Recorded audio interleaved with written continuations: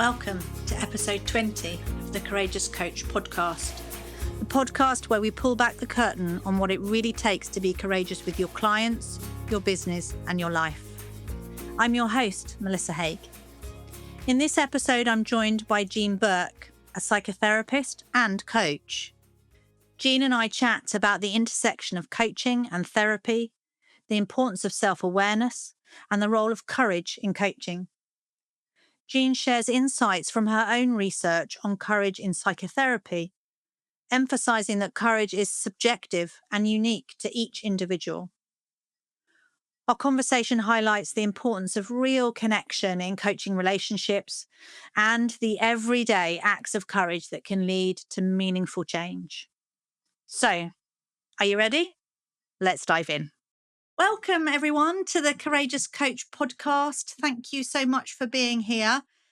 And today I'm joined by Jean Burke, and I'm delighted to have you here, Jean. Thank you so much for coming along and being here, being open to our conversation today. I'm looking forward to seeing where we go. Well,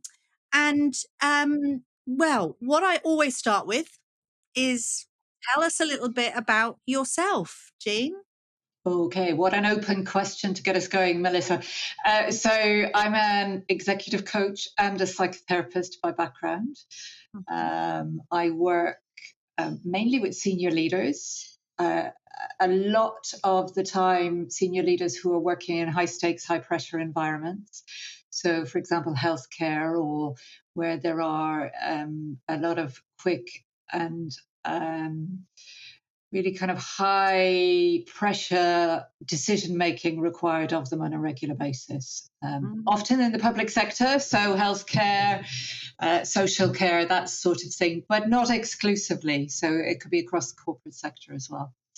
And I've been doing that probably for nigh on 20 years, was in-house doing a corporate job before then, but I saw the light and came out and retrained in psychotherapy and as an executive coach. Okay, so I am immediately curious about, I'm a psychotherapist and I'm a coach. So tell us a little bit about how those two things evolved for you, how they came together. Good question. When I left corporate life, I left it without, I suppose, a real plan. I was going to take some time out to decide what I was going to do. And what I was drawn to was training as an executive coach. And I went into it, Melissa, and experienced a training that was really enjoyable, but I just didn't think it had the depth in terms of what it required of me, the reflection as a practitioner, but also just the broader kind of, I suppose, psychological aspects of life, the challenges we face as human beings in general. So I kind of backpedaled from that and got interested in the whole I was curious about psychology. I considered retraining in occupational psychology, but I felt that would just take me back into the corporate world again. And I got really interested in the world of psychotherapy. Got hooked, did a summer course. Thought this will be interesting. It might help me in terms of my coaching development. And the rest, they say, is history. Before I knew it, I was signing up for a 5-year program. Right. And I was drawn to it because of the depth of the training more than anything else. At the time I was training, I just didn't feel that the world of coaching had the depth. In particular around the whole self-reflection, understanding yourself better, and that kind of mantra of you got to know yourself first before you can support or be of help to anyone else. And it was after that then that I went back into coaching, having spent many years working as a psychotherapist, and felt I could come at it through a different lens, and actually a more holistic lens, because I was working with people not just in their professional selves, but as human beings, much more holistically. And it sat much more comfortably with me. I think my coaching practice improved no end from the work I did on myself, albeit that was challenging work to have to do. But you just, you know yourself better. You get to understand more of your blind spots, that sort of thing. And but it's not that I think everybody should go and do that training before becoming a coach, but I do. If I'm talking to anybody who's thinking about coaching as a practice, as a profession, as a career, I really do encourage them to do some self-reflection work as well before they get there. Yeah. And of course, really that's how we connected, isn't it? Because we're, that whole thing around, who you are is how you coach, and you have to know yourself really well as a human being in order to work with another human being. And I think it's really interesting that, you identified, when you were training as a coach, hang on a minute, there's something more here. There's something deeper that I need to go deeper in order to do this work. And, I don't want to make a sweeping statement that coach training doesn't do that. Some does, Some right? does. Yeah, some of it is Definitely. psychologically informed and, has that evidence base to it for sure. But this piece around knowing yourself, doing the work yourself, is something that I think for many coaches we come to after we've done that initial training. I've got the skills, I've got the toolbox, I'm ready to go. And then, hang on, is there something else here? I think there might be, because I'm getting in my own way, or I'm getting in my client's way, and I'm not sure why that is. So it's a real connection point for us, I think, this idea of self-awareness, self-development, doing that self-reflection in order to be a better coach. And so but I'm also conscious that terms like self-awareness and self-reflection, they're big terms, right? So for you, what is, perhaps we can try and be a bit more specific. What is the self-work that we need to do as coaches for ourselves and to be in service of our clients? I think what's popped into my mind straight away, Melissa, is understanding, in particular, our own defences and how we deal with anxiety and uncertainty. Because I think often when people are coming out of maybe a corporate career into something like coaching, you're used to finding the answers, finding the solutions. You're used to getting to the bottom of things rather than sitting with the unknown. And actually, one of the key things you learn very quickly as a coach, if you're doing it well, and as a psychotherapist, is that you're often sitting with the unknown. You're sitting with a client's vulnerability, you're sitting with their anxiety. And if you're not in touch with your own around that, then I think it's very difficult to be in relationship with someone else. And, if you look at any of the research around coaching and psychotherapy about how it works, there's various depths of research out there. From what I can read, the bottom line is it's all about the relationship. And what gets in the way of a good relationship is me being defended, me being anxious, meeting somebody else's defenses and their anxiety, and us not being able to talk about the real stuff that's in the room or what's not getting spoken about. So I think that's the starting point, really, for me. And I was talking to someone yesterday. We were talking about the pros and cons of keeping notes, especially in the context of AI and things like that these days. And she said, well, I don't really keep notes, but what I do keep is a learning journal for my coaching work. And that kind of speaks to me, to the self-awareness and the reflection. When we capture our notes at the end of a session, is it about the breakthrough the client has made, or is it actually about how did I show up? What was going on for me? Was I able to be present, or was I thinking about that thing I needed to do after the coaching session and things like that? And often I don't, without taking time out to think, how did you show up? And that side of things, and was I defended, or was I on the side of the client there? Did I challenge them enough? I just don't think we can be in the quality of relationship that will facilitate or enable change with Mm. clients. I mean, what do you think? Well, I mean, you're speaking to my heart and my brain, which is wonderful, because you really, I mean, for me, in the work I do, I talk a lot about armor, all of Mm, the ways that we self-protect, which I think is the defending that yeah. you're talking about. And I think for me, certainly in my own development journey, I had certain pieces of my suit of armor which I was fully aware of. And Mm, there were other pieces of my armor that I had no idea of until I became a coach. I was like, oh, where's that piece of armor come from? mm, And so there's something for me about, yes, understanding that we're in defense mode, we're self mm, protecting. Also, what's driving that? I'm really curious about what's driving that. And your point about uncertainty, not knowing, being able to sit with that discomfort is a big part of that, because the immediate reaction is I feel a bit vulnerable because I don't know where we're going next. I don't know what the next mm, question is. I've got no idea how to fix this. I feel a bit vulnerable. I feel uncertain. Up comes my armor, my defense mechanism. And of course, I think the really critical thing, as you said, about relationship connection, we can't connect when we're armored up. We can't connect from behind all of that defense mechanism with our clients.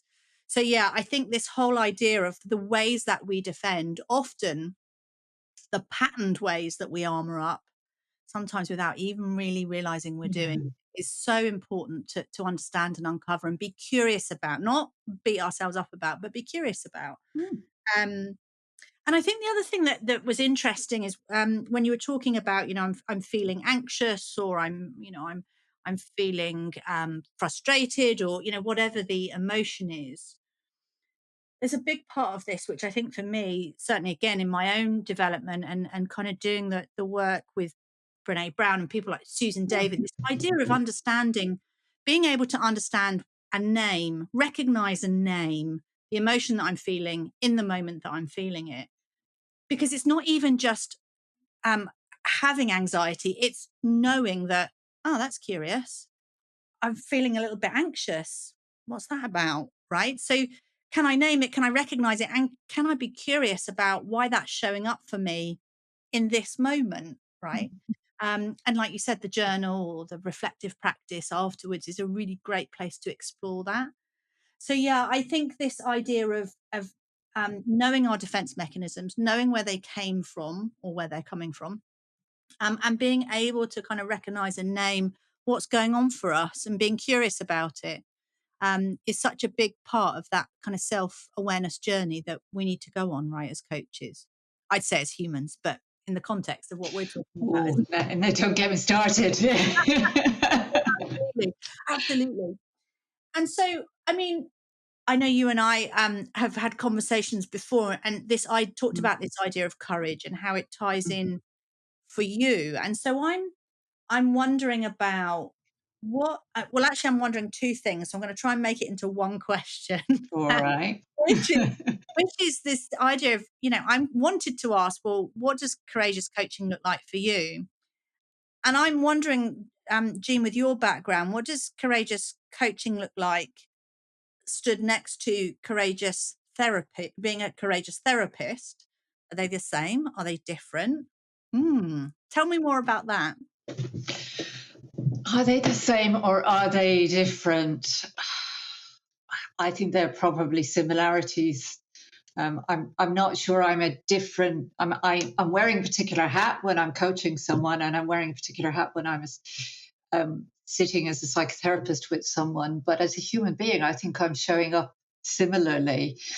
For me, coaching, I think it's subjective.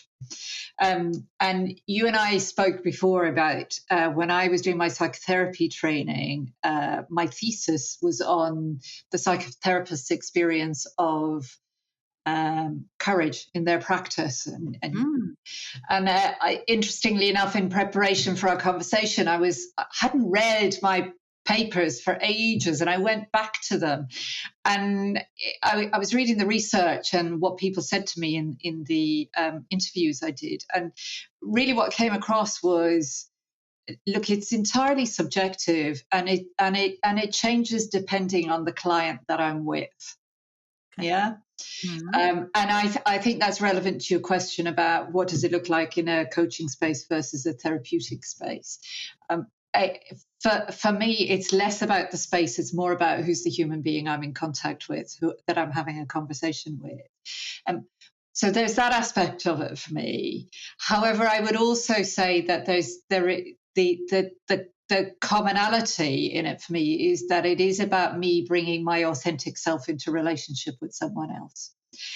Which means if I'm experiencing vulnerability or stuckness with a client, be that in a psychotherapeutic context or in a coaching context, I'm going to name it. It's going to show up in the conversations we're having. The difference, I suppose, is in the depth I might go into working with a coaching client versus a therapeutic client. I'm contracting for that depending on the context. But because for me it's subjective, it is about this authentic aspect of oneself, but it's also about the whole self. So you talked about being able to name feelings. And I don't know about your experience of working with clients, but and this is the same for therapy clients or coaching clients. People often come and they're stuck in their heads. And they're from here up. Somebody yesterday described it as brain on stick. Where's the rest of the body? Yeah. And there is something for me about getting people into their bodies in the same way as I'm using the whole of my body in a therapeutic or a coaching context, to be able to share with people how it's making me feel physically as well as psychologically. And I think, I don't know if I'm making any sense. I'm probably getting overexcited, Melissa. But what I was reading also in my papers was a lot of the world of positive psychology went into thinking about courage as a character strength. And maybe we could build muscle, or we could learn how to be courageous. And I think my reflections, both in my research and in my practice, is this isn't about a learned behavior. This is about what's going on within me. How is this relationship manifesting itself? And what's important to encourage a client to change, be that therapeutically or in a coaching space? The theory and the technique is secondary to me. And I actually think that's where courage shows up as well, to be able to hold the theory and technique really lightly, but to sit with someone in whatever they're in, whatever challenging context they find themselves in the workplace or in their personal lives, and be able to say to them, yeah, it's really shit. I can completely see that. And yeah, it sounds like you're really stuck. Let's sit in the stuckness rather than trying to ignore any of that and make it better for a client in either context. Does that kind of, I feel like I've gone in a roundabout direction, but I love it. I love a roundabout direction. And I love your overexcitement, if indeed that's what it is. Brilliant. And so, I think, embodiment, connecting below the neck is, again, a really critical part of our self-awareness, our self-development as coaches, because there's so much data and information in our bodies, in our physical sensations, that is, both helpful to us, but also helpful potentially to our clients. And so I'm now thinking about, I quite often, because I train, a lot of new coaches, people who are coming to coaching for the first time, through, their very first qualification. And of course, I think as most first kind of certificate type programs for coaching does, they talk about, well, what are the differences between therapy and coaching and mentoring? And, let's get really clear about the differences. And of course, for me, the similarities. And one of the things that I find, I'm going to say, trips new coaches up as they're developing, understanding the differences, is that kind of the point at which we might step over from coaching into therapy. How will I recognize that? How will I know that? What will I do when that happens? And it's quite a point of tension, right? And I often talk about the competence boundary. And you're a lovely example of this, because your competence boundary will be very different to mine, because you are both a coach and a therapist. I'm just a coach. No, I say just a coach, only a coach. I don't know how to say that without it sounding, making me smaller. But do you understand what it's? So our competence boundary is really different. So one of the things I'm curious about is that a lot of those new coaches, and I know I had this as well, is that moment, well, trusting yourself that you will know when that moment arises, when I am moving from my competency in coaching into what could be, is a therapeutic space. How will I know? Mm. And so, again, how will I know? Because we can't sit with not knowing or the uncertainty of that. Of course, we're looking for reassurance and certainty. But Mm. from your perspective, and because this must be, I'm guessing, being a trained therapist and a trained coach, that how do you know what's the trigger for you that goes, okay, am I, I may be stepping from one space to the other. And then what do you do with that in a coaching session? I think the best way of me answering this is to probably go back some years to when I'd stepped back into the world of coaching. So I've been working more purely as a psychotherapist, and I'd gone, okay, I'm going to go back into the world of coaching. And I remember being, what you were talking about is so alert to. Yes. I'm wearing my coaching head over here. I'm wearing my therapy head over here. And I remember being in session with someone who was a coaching client, Mm-hmm.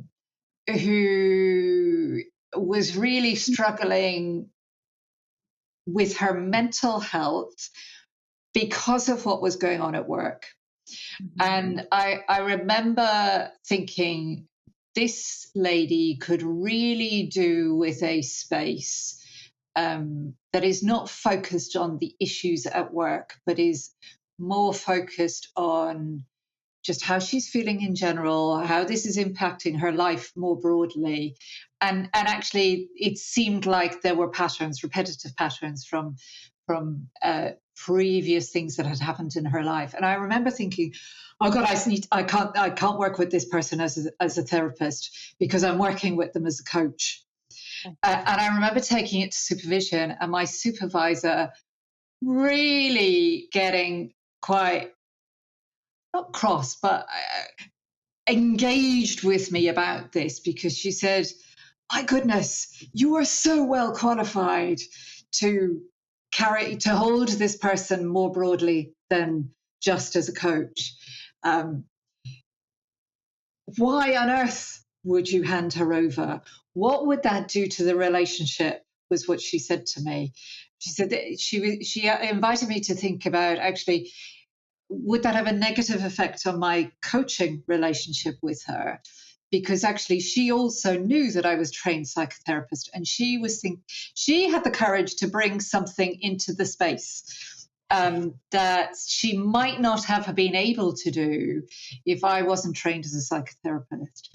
And in supervision, what we ended up talking about was the recontracting. That actually, rather than just kind of blindly veering into the work with this person, that actually having a conversation with her along the lines of, look, I can work with you more broadly, but this does feel like it's more appropriate for a therapeutic space. We can do that, but it is in service of the coaching outcome that you were looking for, because we're still working together as coach and coachee. But I remember holding those boundaries really, really tightly as a consequence. So now I think I reconfigured my practice, Melissa, as a result of that. And when I'm meeting a new coaching client now, I will always talk about working more holistically with them. So whereas I might have worked with quite tight boundaries previously, I now work much more psychodynamically with my coaching clients. So I will be looking at patterns. I will be looking at their relational experience more broadly than in the workplace context, because we don't leave our personal lives and our kind of who we are outside of work at the entrance to, I was about to say the entrance to the workplace. The workplace is often a space in the home now, but we just don't leave it at the door. So it actually freed me up to work more broadly. but in answer to the very specific question about how do you know, for me, it's a felt sense at this stage. I can't say that it's a tick box I go into um, that makes me go, oh, this is a therapy client versus a coaching client. Because ultimately, for me, somebody's had the courage to knock on my door, metaphorically, email me or phone me and say, I need help, be it from a work point of view or from a therapy point of view. And I'm qualified to hold both. But I look at the ethical guidelines of the BACP and UKCP and all of the coaching bodies speak to around this subject. So I'm always keeping that in mind. I'm thinking about safeguarding my clients, confidentiality, all that sorts of things. So I feel like I cover it.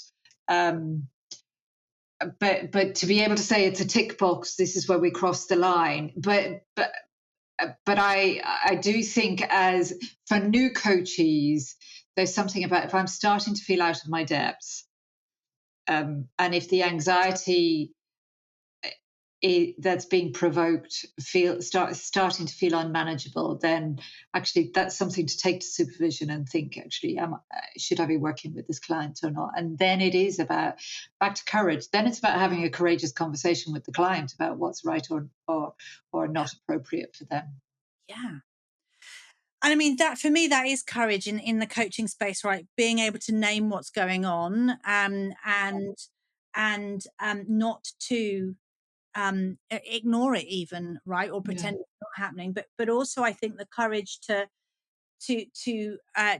recontract or revisit the contract. And it's so interesting to me because we're talking here about part of our process, right? Our coaching process, this whole idea of contracting, which is such a critical part of our process. But when we get to the when do you know, right? When do you sense, you think, oh, I think something going on here, and I don't think this is for me. This might be for therapy, whatever.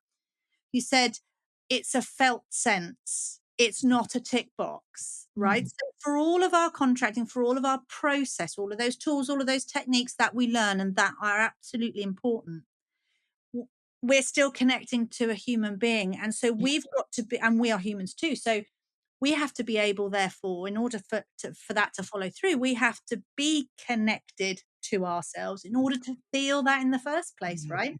Yeah. Yeah. And this is where I think, this is not about throwing away process, throwing away tools and techniques. It's about, yes, all of that. And what about you and your awareness of self, your awareness of what's happening, as you say, in your body, below the neck, Mm. your defenses, all of those things we've talked about. So it's these things, for me, they're so interconnected. I can't see them separately. Oh, here's the process over here, and oh, here's this thing about I ought to do a little bit of self-awareness stuff. It's like Mm. they're completely connected, the two. They are. There's a quote that I keep coming back to that I stumbled upon when I was doing my research with psychotherapists. It was from it was a woman called Jordan, was her surname. She talked about the courage to be in connection, to be in real connection with someone, and that is how she described it. Was about, we're bringing all of our subjectivity into relationship with somebody else's. We have the theory and we have the technique, but it's the courage to be in real connection with someone, which may bring conflict, which may bring disagreement, but at the end of the day, it is two human beings in conversation with all of our human beingness, our humanity. And that's where, for me, change can happen. But that's where I think that's where courage shows up every single day. It's if we can be in real connection and relationship with another. I love that. Not just connection, but real connection, right? As you say, with another. And also this idea, I love the term humanness, right? Because I'm like, we're messy and we're imperfect and all of that stuff. And we bring all of that into the space, whether we're willing to see it and sit with it or not. It's there, all of that messiness and us not being perfect. So true. I really want to come back to your research because I find that fascinating, right? I'm like, okay, so you did a whole like thesis on like courage in psychotherapy. Mm. And so I'm wondering because I don't know, but I'm guessing that maybe some of our listeners haven't read your thesis. I don't know if you published it or not. I'm sure most people haven't read my thesis.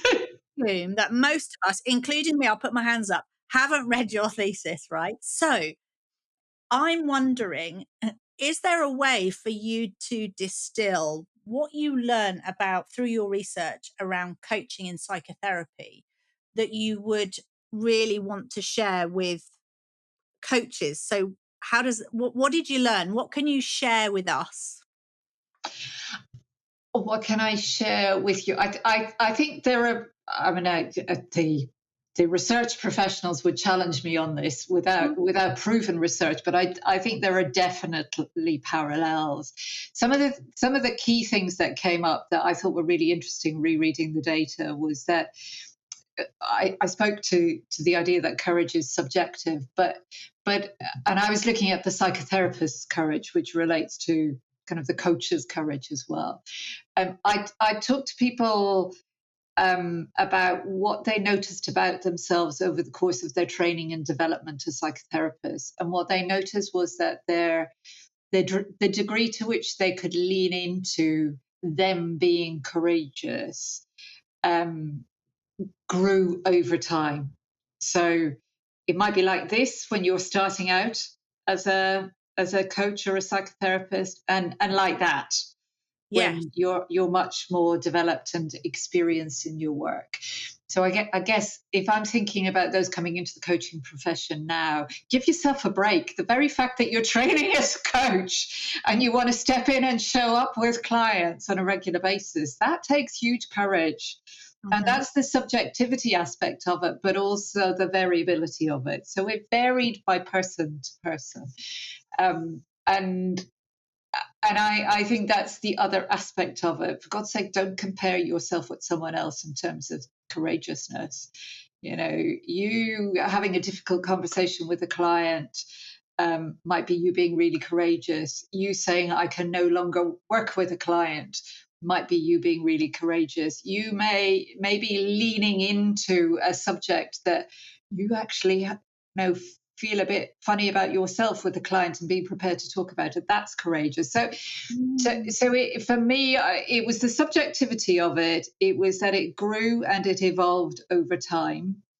And I think probably one of the other more important things that I alluded to a little bit earlier is that it isn't something to be perfected like a skill or a technique. It is something that is authentic and unique to you. And your version of courage in that space is entirely different to anybody else's. Yours will be different to mine. And there will also be days where I feel distinctly less courageous than other days. Yes.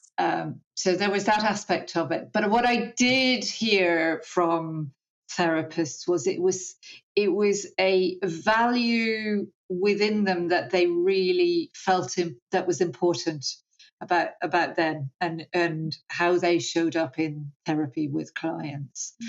The question, I suppose, that was unanswered in the research was, how does it serve the client? Okay. Yeah.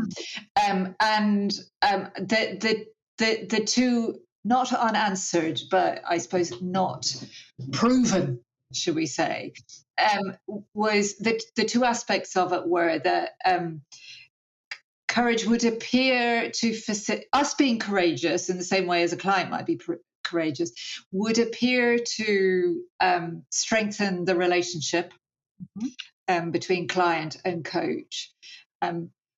The degree to which it has an impact on change happening in the relationship or for the coach or the therapist is entirely subjective, because we could say, I don't think we can go and say, me being courageous on Wednesday was the thing that made change happen for the client. I think in order to be able to answer that question, you'd have to ask the client How do they experience a particular therapist or a particular coach on that day? Was it different to another day? And in which case, what impact did that have?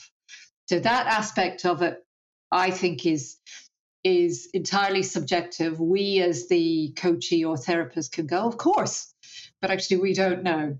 But the thing that it seemed to have more proof around was that it strengthened the relationship between the coach and the coachee, or the therapist and the patient. Mm.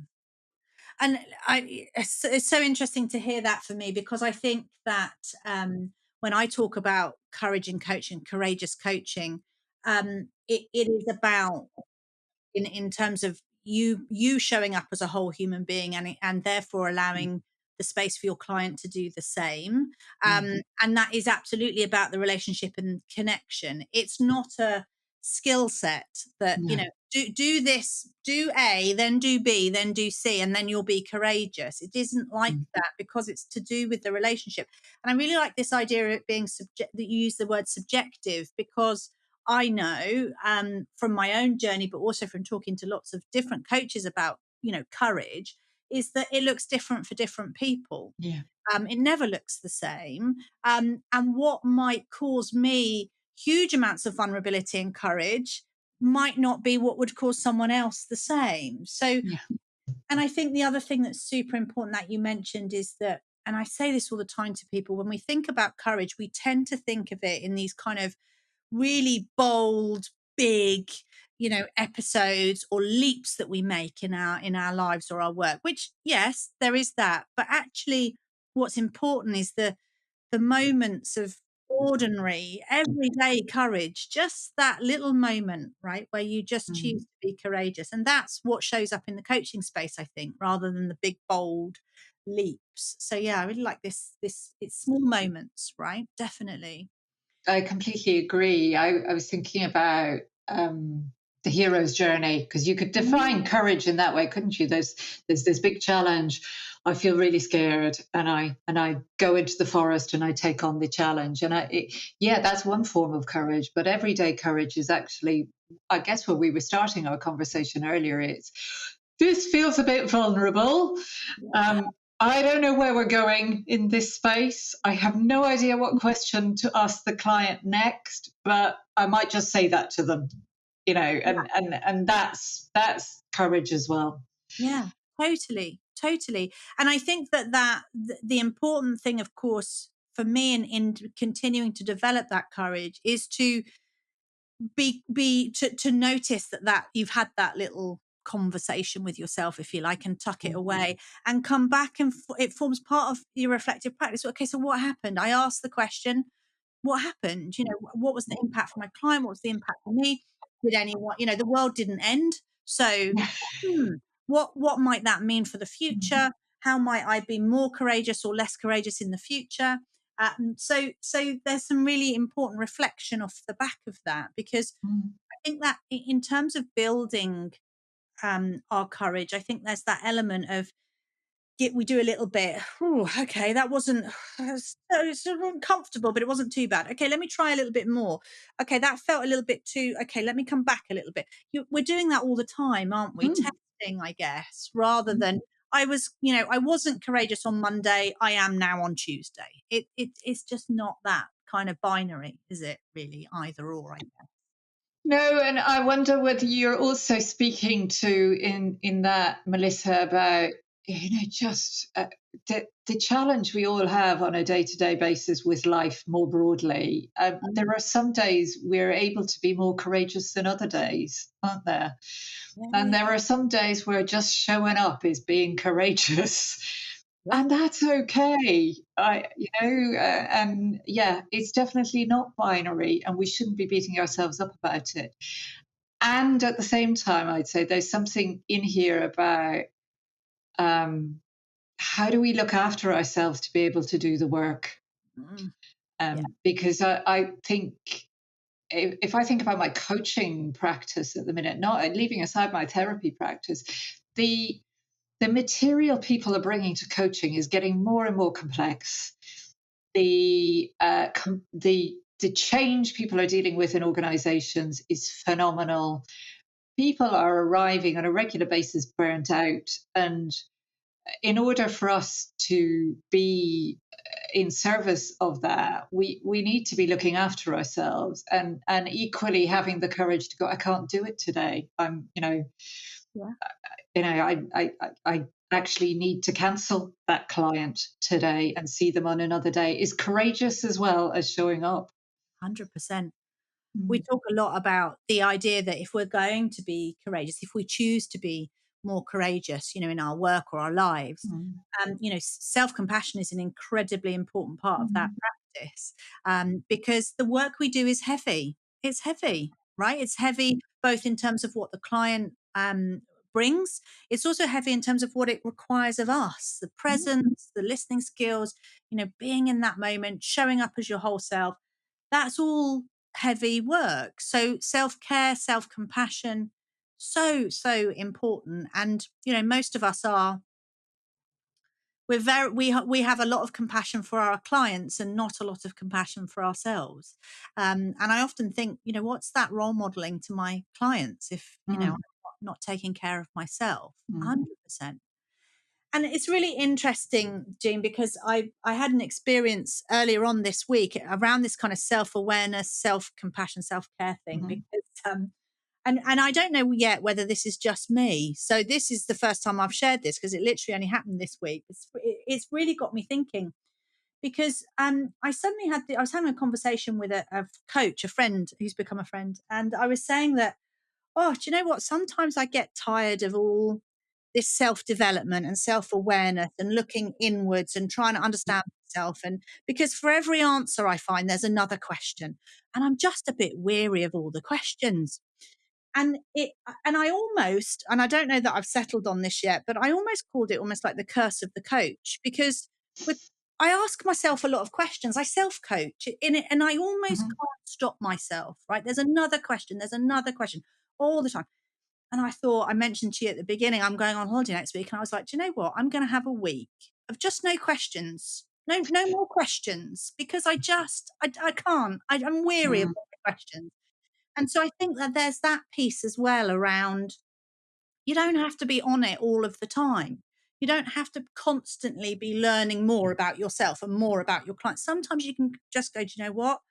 I'm just going to just be me as I am. Just stop asking myself questions. It's like I've called it the curse of the coach. The curse of the coach. I think there's something similar for psychotherapists as well. It's like you can't unknow things, and you do get into the mentality of processing in that way.